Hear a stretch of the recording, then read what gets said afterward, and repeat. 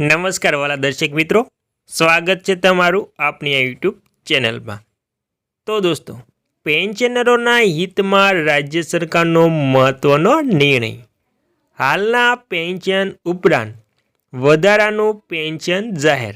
તો મિત્રો, જે હાલ પેન્શન મળે છે તેમાં વધારાનું પેન્શન ઉમેરાતા હવે પેન્શનરોને મળશે વધારાનું ઢગલાબંધ પેન્શન। તો મિત્રો, કેવી રીતે પેન્શનમાં વધારો મળશે તેની તમામ વાત આજે આપણે આ વિડીયોમાં કરવાની છે। તો મિત્રો, તમામ વાત કરતાં પહેલાં તમે આપણી ચેનલમાં નવા હોય તો આપણી ચેનલને સબસ્ક્રાઈબ કરવા નમ્ર વિનંતી, કેમ કે આવી કોઈ પણ નવી અપડેટ આવે તે નોટિફિકેશન સૌથી પહેલાં તમને મળી જાય।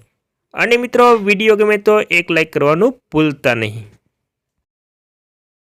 તો દોસ્તો, વિગતવાર વાત કરીએ તો ડીએ વધારો 2025 આપણા દેશમાં સતત વધી રહેલા ફુગાવાએ સામાન્ય નાગરિકોના ખિસ્સા પર નોંધપાત્ર બોજ વધાર્યો છે અને પરિણામે કરિયાણા, ડીઝલ, પેટ્રોલ, વીજળી, શિક્ષણ અને આરોગ્ય સંભાળ જેવી રોજિંદી જીવન જરૂરિયાત ચીજવસ્તુના ભાવ સતત વધી રહ્યા છે।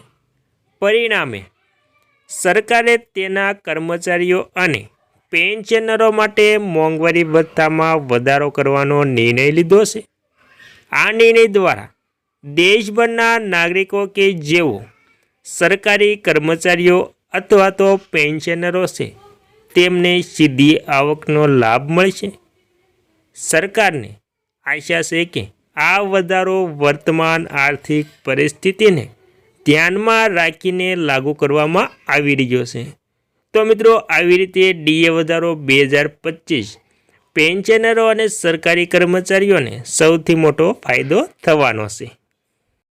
અને મિત્રો, તે ઉપરાંત ડીએ વધારો 2025ની વધારાની વાત કરીએ તો આ વધારો જુલાઈ એટલે કે ડિસેમ્બર 2025 સુધી લાગુ કરવામાં આવશે। આ પછી મોંઘવારી ભથ્થું 45%થી વધીને 58% થઈ શકે છે। કેન્દ્ર અને અનેક રાજ્ય સરકારોના આ નિર્ણયથી લાખો કર્મચારીઓ અને તેમના પરિવારોને નોંધપાત્ર રાહત મળશે, કારણ કે તેનાથી તમામ કર્મચારીઓ અને પેન્શનરોની માસિક આવકમાં નોંધપાત્ર વધારો થશે। તો મિત્રો, આવી રીતે મોંઘવારી ભથ્થામાં 45%થી વધીને 58% થઈ જશે। અને મિત્રો, કરોડો પેન્શનરો અને કર્મચારીઓને તેનો સૌથી મોટો લાભ મળશે। આનો લાભ 1.2 કરોડ કર્મચારીઓ અને પેન્શનરોને મળવાની તૈયારીઓ છે।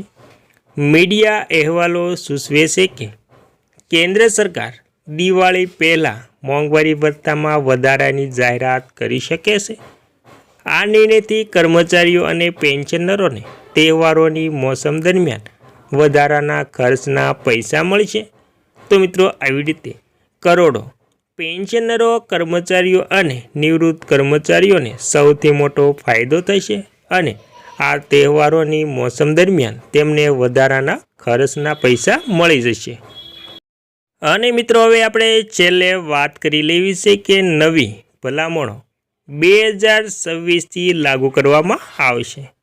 તો મિત્રો, 26મી જાન્યુઆરી 2025ના રોજ કેન્દ્ર સરકારે જાહેર કરી હતી કે 8મા પગાર પંચની આવી રીતે કેન્દ્ર સરકારે જાહેરાત કરી હતી કે 8મા પગાર પંચની રચના ટૂંક સમયમાં કરવામાં આવશે। ગુપ્તચર સૂત્રો સૂચવે છે કે દિવાળી પહેલાં સંદર્ભની શરતોને અંતિમ સ્વરૂપ આપવામાં આવી શકે છે અને સરકાર ટૂંક સમયમાં કમિશનના સભ્યોની નિમણૂક કરશે। અહેવાલો સૂચવે છે કે 15થી 18 મહિનાનો સમયમર્યાદા જરૂરી હોઈ શકે છે અને કમિશનની નવી ભલામણો 1 જાન્યુઆરી 2026થી લાગુ કરવામાં આવશે, જેના પરિણામે કર્મચારીઓના પગારમાં સૌથી મોટો વધારો થવાનો છે મિત્રો। તો મિત્રો, આવી રીતે 8મું પગાર પંચ લાગુ થશે તો પેન્શનરો, નિવૃત્ત કર્મચારીઓ અને સરકારી કર્મચારીઓના ખિસ્સામાં સૌથી વધારે પૈસા આવશે મિત્રો।